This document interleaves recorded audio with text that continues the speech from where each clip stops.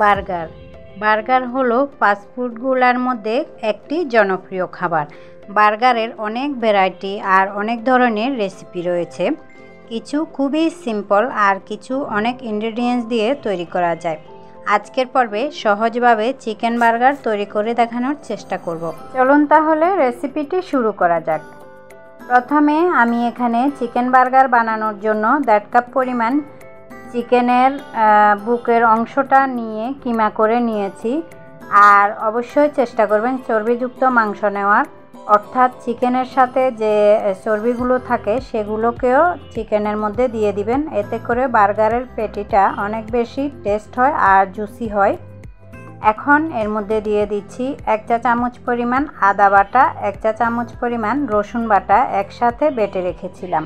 এখন দিয়ে দিচ্ছি 1 চা চামচ পরিমাণ গরম মশলা গুঁড়ো, আর দিয়ে দিচ্ছি 2 টেবিল চামচ পরিমাণ টমেটো সস। এরপর দিয়ে দিচ্ছি 1 টেবিল চামচ পরিমাণ সয়া সস।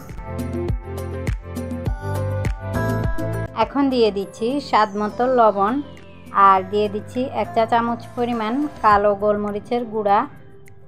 এরপর দিয়ে দিচ্ছি একটা ডিম। ভিউয়ার্স, এখানে আমরা যেহেতু টমেটো সস এবং সয়া সস দিয়েছি সেজন্য লবণটা একটু বুঝে শুনে দেওয়াই ভালো। এখন অ্যাড করে দিচ্ছি পরিমাণ মতো ব্রেড ক্রাম্বস। তারপর এই সবগুলো উপকরণ হাত দিয়ে খুব ভালোভাবে আমি মেখে নিব।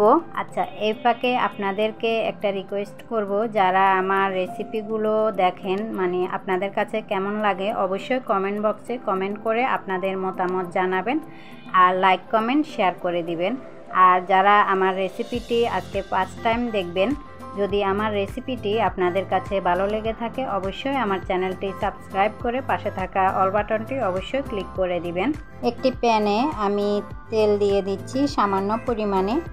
তেল গরম হয়ে গেলে এর মধ্যে আমি বার্গারের পেটিগুলো দিয়ে দিব। আর এই বার্গারের পেটিগুলো একদমই লো হিটে ভেজে নিব। ভিউয়ার্স, আমার এখানে যতগুলো পেটি লাগবে আমি অফ ক্যামেরায়ও বাকিগুলো ভেজে নিব।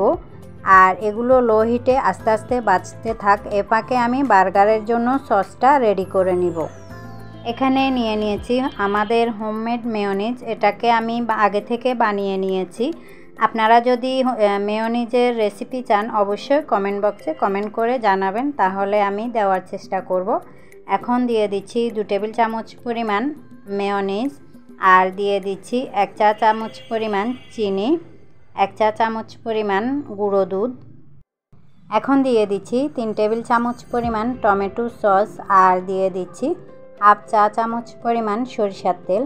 ভিউয়ার্স, এই সসটা কিন্তু আপনারা অনেক কিছুতেই ব্যবহার করতে পারবেন, আর এই সসটা কিন্তু আপনার বার্গারের টেস্ট দ্বিগুণ বেড়ে দিবে।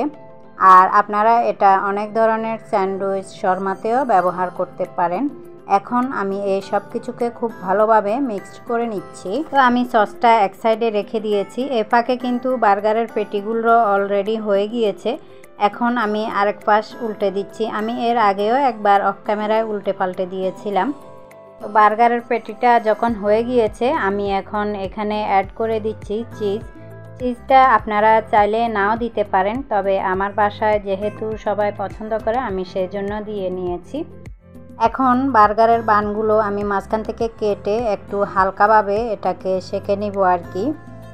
তারপর আমি বার্গারটা রেডি করে নিচ্ছি, অর্থাৎ কমপ্লিট করে নিচ্ছি।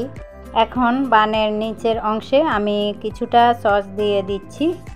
এরপর আমি চিকেনের পেটিটা বসিয়ে দিচ্ছি। এখন দিয়ে দিচ্ছি শসা, তারপর দিয়ে দিচ্ছি টমেটো। এগুলো আপনারা আপনাদের পছন্দ অনুযায়ী দিয়ে নেবেন। এখন আবারও দিয়ে দিব কিছুটা সস। আপনারা চাইলে এখানে আলাদা করে আবার টমেটো সসও দিতে পারেন। আমি যেরকম পছন্দ করে সেই অনুযায়ী সবগুলো অফ ক্যামেরায় বানিয়ে নিয়েছি। এই তো তৈরি হয়ে গেল আমাদের সিম্পল চিকেন বার্গার। এখন একটু কেটে দেখিয়ে দিচ্ছি ভিতরের পেটিটা কেমন হয়েছে।